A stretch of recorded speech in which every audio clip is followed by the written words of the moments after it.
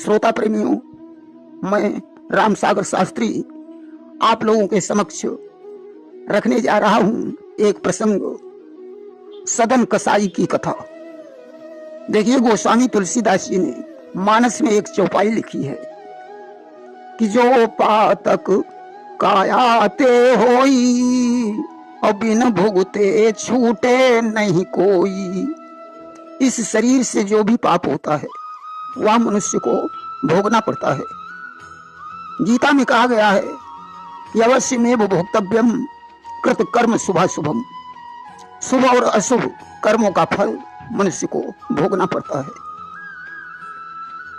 कि हर एक भोगता है अपने किए के फल को। वो आम कैसे खाए बोए जो नीम लाकर। भला जिसने नीम बोया हो वो आम कहां से खा सकता है। सदन कसाई पूर्व जन्म में काशी का एक ब्राह्मण था। ईश्वर भक्त और परम विद्वान होते हुए भी उस ब्राह्मण से एक बार एक पाप बन गया, जिसके कारण उसका दूसरा जन्म एक कसाई के घर में हुआ। एक बार की बात है, ब्राह्मण अपने दरवाजे पर खड़ा हुआ था। अचानक कसाई के खूंटे से छूटकर एक गाय उस ब्राह्मण के दरवाजे पर आ गई। कसाई गाय को ढूंढते ढूंढते ब्राह्मण के दरवाजे पर पहुंचा। कसाई को देखकर गाय भाग खड़ी हुई। ब्राह्मण ने दौड़कर अपने दोनों हाथों से गाय को पकड़ लिया और कसाई को दे दिया। कसाई ने जाकर उस गाय को काट डाला। बस इसी पाप के कारण मरने के बाद उस ब्राह्मण का जन्म एक कसाई के घर में हो गया। सदन की माता भगवान कृष्ण की भक्ता थी। वे सदन को कृष्ण की मनोहर लीलाएं सुनाया करती थी, जिससे बालक के हृदय में कृष्ण के प्रति अनुराग उत्पन्न हो गया। जात के कसाई होने पर भी सदन का हृदय बड़ा कोमल था। वे अपने हाथ से किसी जानवर को नहीं काटते थे। मांस बेचना इनका व्यापार था, इसलिए कसाईयों के पास से मांस खरीद कर बेचा करते थे। एक बार की बात है, सदन गंगा जी स्नान करने गए। वहां गंगा जी के तट पर रेती में इन्होंने एक चमकदार पत्थर की बटिया देखी। उसे उठा लिया और विचार किया, यह बटिया मांस तौलने के काम में आएगी। सदन उस बटिया को तराजू में रखकर रोज मांस तौलते थे। शाम को धो माज कर रख देते थे। उन्हें पता ही नहीं था यह शालिग्राम की बटिया है। शालिग्राम को सदन के पास रहने से बड़ी प्रसन्नता हो रही थी। देखिए, भगवान को किसी जाति से मतलब नहीं है। भगवान तो सिर्फ निश्चल हृदय देखते हैं कि निर्मल मन जन सो मोहि पावा अमोहि कपट छल छिद्र न भावा। भगवान कहते हैं, जो मनुष्य निर्मल हृदय का है वही मुझे प्राप्त कर सकता है। छल कपट से भरे हुए मनुष्य को मैं पसंद नहीं करता हूं। सदन का हृदय निर्मल था, इसलिए भगवान शालिग्राम उस पर प्रसन्न रहते थे। एक बार की बात है, सदन अपनी दुकान पर शालिग्राम की बटिया से मांस तोल रहा था। अचानक एक साधु उसकी दुकान के पास से होकर निकले। उन्होंने शालिग्राम की बटिया को पहचाना। विचार करने लगे, अरे जिस बटिया की पूजा होनी चाहिए उससे मांस तौला जा रहा है। भगवान को इस कसाई के पास रहते हुए कितना कष्ट होता होगा। क्यों न हम इस कसाई से इस बटिया को ले लें। साधु ने सदन से जाकर कहा, भैया तुम्हारी ये पत्थर की बटिया मुझे बहुत अच्छी लगती है, ऐसा करो यह बटिया मुझे दे दो। सदन ने कहा, कोई बात नहीं महात्मा जी, आप ये बटिया ले लो। सदन तो साधु संतों का वैसे भी बड़ा सत्कार करता था। आज उसने बड़ी प्रसन्नता पूर्वक वह बटिया महात्मा जी को दे दी। महात्मा जी ने उसे अपनी झोली में रख लिया और अपनी कुटी में चले गए। महात्मा जी ने उसे एक सिंहासन पर रख दिया। नहला धुलाकर नाना प्रकार के स्तोत्रों को गाकर पूजा करने लगे, परंतु उनकी पूजा में आडंबर अधिक था, इसलिए भगवान को उनके पास रहने में बड़ा कष्ट हुआ। उन्होंने रात में महात्मा जी से स्वप्न में आकर कहा, मुझे जितना आनंद उस सरल हृदय वाले सदन के पास आ रहा था, उतना आनंद तुम्हारे पास रहने में नहीं आ रहा है। जब सदन मुझे अपने हाथों से तराजू के पलड़े में रखता था और मांस तौलता था, तब मुझे बड़ा आनंद आता था।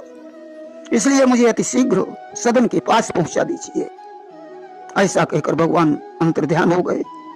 अब तो ज्यों ही सवेरा हुआ, महात्मा जी ने स्नान करके शालिग्राम की बटिया झोली में डाली और लेकर सदन के पास पहुंचे। सदन से कहा, लीजिए, ये साक्षात भगवान हैं जो तुम्हारे पास ही रहना चाहते हैं। साधु की बात सुनकर सदन को बड़ा पश्चाताप हुआ। उसने उस बटिया को हृदय से लगा लिया और मांस बेचना बंद कर दिया। शालिग्राम की पूजा करने लगा। एक दिन की बात है, सदन ने घर बार छोड़ दिया और जगन्नाथपुरी को प्रस्थान कर दिया। चलते चलते रास्ते में रात हो गई तो एक गांव में एक किसान के घर में ठहर गया।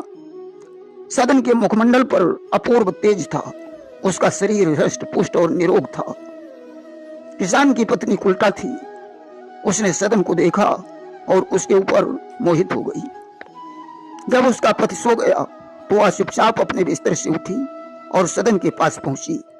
सत्य कहा गया है, कामातुराणाम न भयम न लज्जा। काम से आतुर पुरुष या स्त्री को लज्जा तथा भय नहीं होता है। स्त्री ने सदन से रत की याचना की। सदन बोला, आप मेरे लिए परम पूज्य मां के समान हैं। मुझे तो सिर्फ मस्तक में लगाने के लिए आपके चरणों की धूल चाहिए। स्त्री ने विचार किया, मालूम पड़ता है यह हमारे पति की वजह से डर रहा है, इसलिए मेरी याचना स्वीकार नहीं कर रहा है। आज उसने हाथ में तलवार उठाई, सोते हुए अपने पति का सिर धड़ से अलग कर दिया और सदन के पास वापस लौटी। उसके शरीर में खून लगा हुआ देखकर सदन कांपने लगा। स्त्री ने कहा, अब डरने की बात नहीं है, मैंने रास्ते के कांटे को दूर कर दिया है।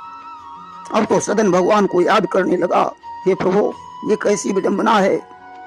स्त्री याचना करती रही, सदन हाथ जोड़ता रहा।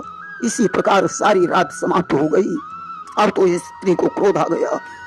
तुलसीदास जी ने सत्य ही कहा है कि काहन पावक जारी सक कान समुद्र समाई, कान करे अबला प्रबल के ही जग काल न खाई। अबला जब प्रबल हो जाए तो क्या नहीं कर सकती है। स्त्री के चरित्र को तो विधाता भी नहीं जान पाए। अब तो स्त्री रोने चिल्लाने लगी।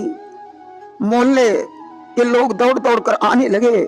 उसने कहा, इस दुष्ट यात्री ने मेरे घर में घुसकर मेरे पति का सिर काट लिया और जबरदस्ती मेरे सतीत्व को नष्ट कर दिया।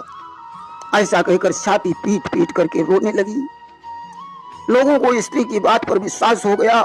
उन्होंने लाठी डंडों से सदन का स्वागत सत्कार किया। सदन केवल भगवान जगन्नाथ का स्मरण करते रहे। गांव वालों ने पुलिस को सूचना दे दी। पुलिस पकड़ ले गई। सदन को न्यायाधीश के सामने लाया गया। न्यायाधीश ने सजा सुनाई, इसके दोनों हाथ काट लिए जाएं। सदन के दोनों हाथ काट लिए गए। सदन भगवान जगन्नाथ का स्मरण करते हुए जगन्नाथपुरी के लिए चल दिए। हाथों से खून बह रहा है। उधर मंदिर के पुजारी से भगवान ने कहा, मेरा भक्त सदन मुझसे मिलने आ रहा है, जिसके दोनों हाथ कटे हुए हैं। उसके लिए एक पालकी भिजवा दीजिए। आज पुजारी ने पालकी द्वारा सदन को बुलवाया। सदन भगवान जगन्नाथ का दिव्य दर्शन करने के लिए पहुंचा। जब ही उसने अपने कटे हुए हाथ ऊपर उठाए, अब तो उसके दोनों हाथ सही हो गए। हाथों को देखकर सदन बड़ा प्रसन्न हुआ। विचार करने लगा, आखिर मेरे साथ ये सब घटनाएं क्यों घटी, इसका क्या कारण है। रात्रि काल में सदन जिस समय सो रहा था, भगवान जगन्नाथ ने उसे स्वप्न में दर्शन दिए और कहा, सदन, तुम पूर्व जन्म में काशी की एक विद्वान ब्राह्मण थे। कसाई की छूटी हुई गाय को पकड़कर तुमने उसे वापस कर दी। कसाई ने उसे काट डाला। वही कसाई किसान बना और वही गाय उस किसान की पत्नी बनी। कसाई ने तलवार से गाय को काटा था, इसलिए उस गाय ने किसान की पत्नी बनकर किसान का शीश काट लिया। और तुमने गाय को दोनों हाथों से पकड़ा था, इसलिए उस पाप के कारण तुम्हारे दोनों हाथ काटे गए। इन सब घटनाओं से तुम निष्पाप हो चुके हो, क्योंकि पाप का फल तो मनुष्य को भोगना ही पड़ता है। इसलिए तुमने पूर्व जन्म में जो पाप किए थे उनका फल तुम्हें भोगना पड़ा। सोना जब तपाया जाता है तभी उसमें चमक आती है। अब तुम्हारे सारे पाप धुल चुके हैं, तुम्हें अवश्य ही मोक्ष प्राप्त होगा, ऐसा कहकर भगवान अंतर्ध्यान हो गए। इस प्रकार सदन भगवान जगन्नाथ का अर्चन बंदन करते हुए उनके विग्रह में लीन हो गए। प्रेम से बोलिए वृंदावन बिहारी लाल की जय।